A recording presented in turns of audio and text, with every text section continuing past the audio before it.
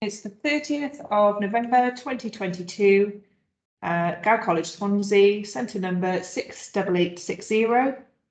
It's Unit 1, Task 2, Group Discussion. Chosen topic is fast fashion. Over to you. My name is Melody Bainbridge Todd. I was born in 2003, January 24th. I'm Fiona. I'm Leon. So today we're going to be discussing the good and bad aspects of fast fashion. I'm primarily focused on the negatives. So I thought we'd go over child labour first. That sounds good? Yeah, sounds good to me.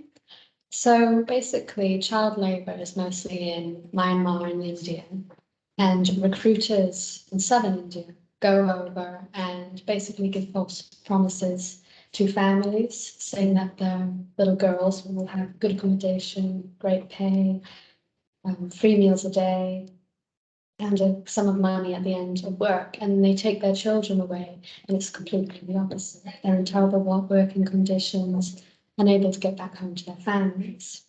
I mean, child labour has declined 30%, but 11% is still continuing. It's meaning that children are not able to go to schools. They're not being able to live their childhood to the fullest. I mean, if you think about that, do you feel like it's worth it for cheap clothes and fast fashion? No, I don't. How old are these girls though? So they would be around 6. Oh, Go younger. It's really horrible if you think about it. They're away from their families. Yeah. The exploitation for something that's not really necessary. Exactly. And they can get away with it in these countries. And there's no regulation that you know of, or you coming on to that in a minute. Exactly. Yeah. Yes, the laws don't stop it. Yeah. Like Primark and Shein, they get away with going to these countries. They say they earn a lot of money. It's basically a race to the bottom. Euronews says who can produce the cheapest and quickest clothes. And it's a very greedy, vain world, really, to be honest. So it's saying basically less than 2% of workers get a fair wage. 3 workers are the price of 1 worker here. I mean, it's not something you would expect to hear in the fashion industry, do you think? No, not really, no. I had heard of things they used to call sweatshops. Oh, yeah. Right, that they did exactly what they were, but I think it was child labour that they used to create fashion items quickly and cheaply for the Western world. Oh, And this would have been I think one of the Asian countries. I know Asia's huge, but somewhere in Asia, parts of India, Bangladesh, for sure. But I didn't know they were attached to Primark and other high street brands, really, aren't they? yeah, I didn't know about that. I mean, the problem is clothes are like £2 for a top. And I guess you don't think, why is it that amount? No, not you. Just think that's a bargain. Yes. Yeah. I mean, historically, different industries have always gone to lesser developed nations and exploited their workforce. But I suppose with fast fashion, said very well.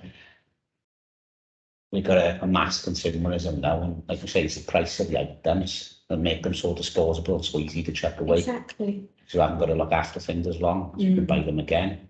So it's a new wave of consumerism, a new wave of exploitations. The owner said he wouldn't think about it. Maybe the year we're in 2022 wouldn't make that consideration for this time. It seems archaic, something would back previously. That's very true. I think the problem is there's inflation, but the wages of people aren't going up, so they're just wanting to get clothes that are affordable. Yes.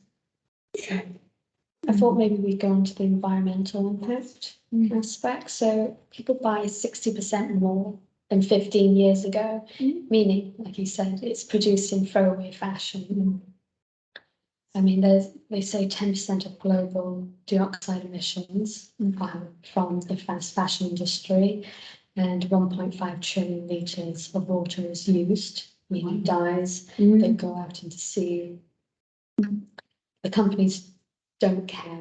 They're earning their money, and it doesn't matter about the environmental impact and how that affects people that live there.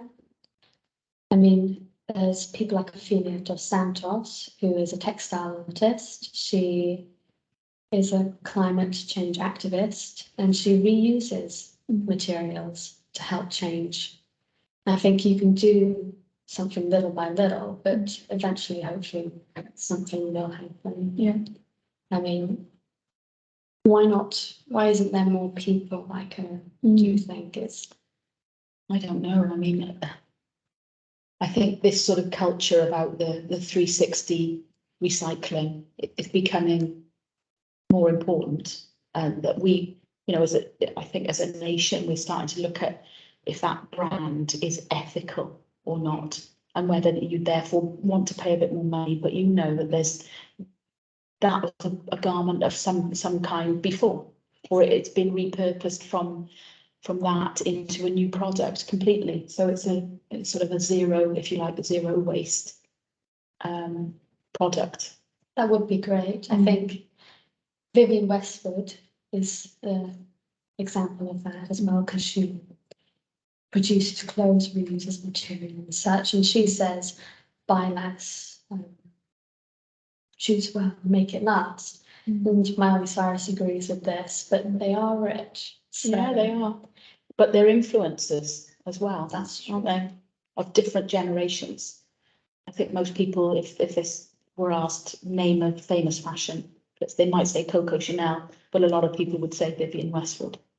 And Miley Cyrus is what, she just turned 30. Dolly Parton is her godmother, in case you didn't know. Billy Ray's daughter. Billy Ray Cyrus, yeah.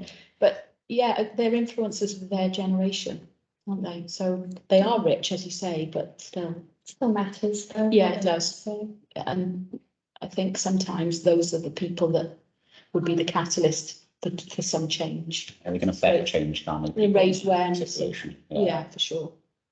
And they're in that privileged position, I think. yes, I feel like even though they do have money and they can say this and do that, but I feel like if we could also save our money and use charity shops perhaps, if we want garments that we can go on walks with, don't have to worry about it getting dirty, you know, because we're paying a lot of money for clothes.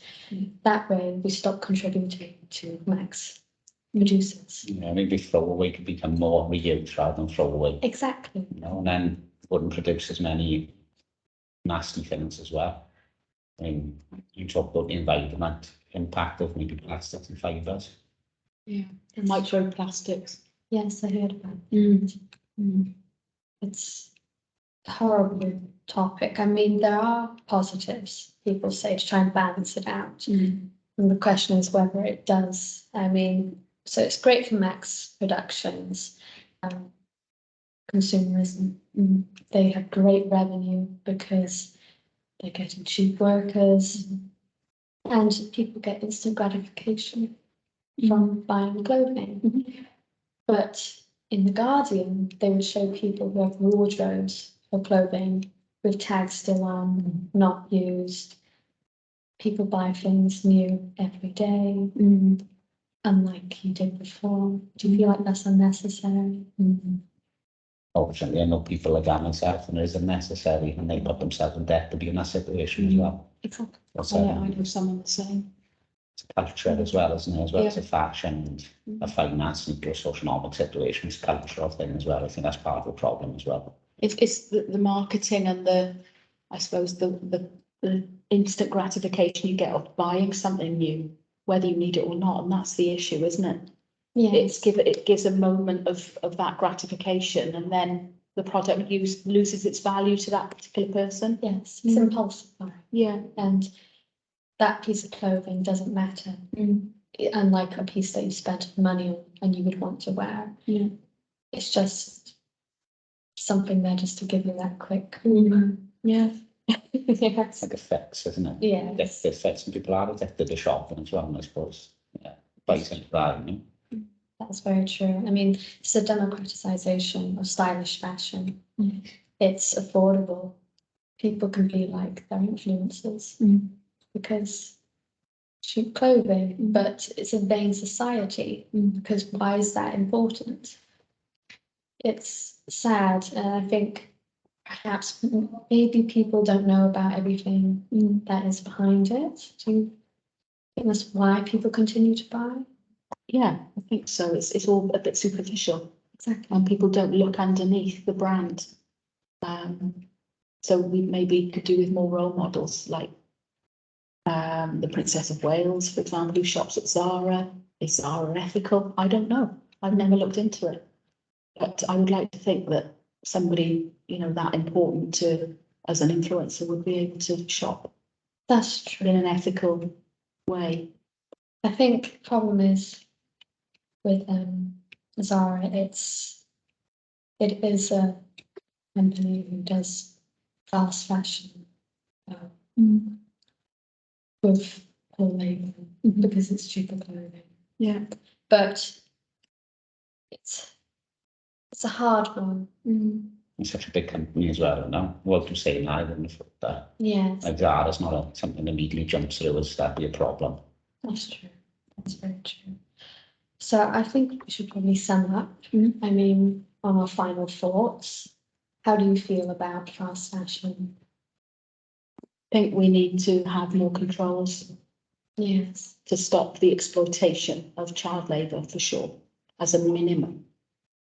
And how as a, you know, how British people in power could influence that change. Influence education of people as well. Yeah. You know, people like ourselves, I don't know much about it, you know. That's true. Like you've helped me realise the same things I don't know much about it. Maybe I could be more educated, then I might be having an ethical practice myself buying things I'm not even aware of. Yeah. I feel the same way. I mean, I would buy clothing and wouldn't think about it.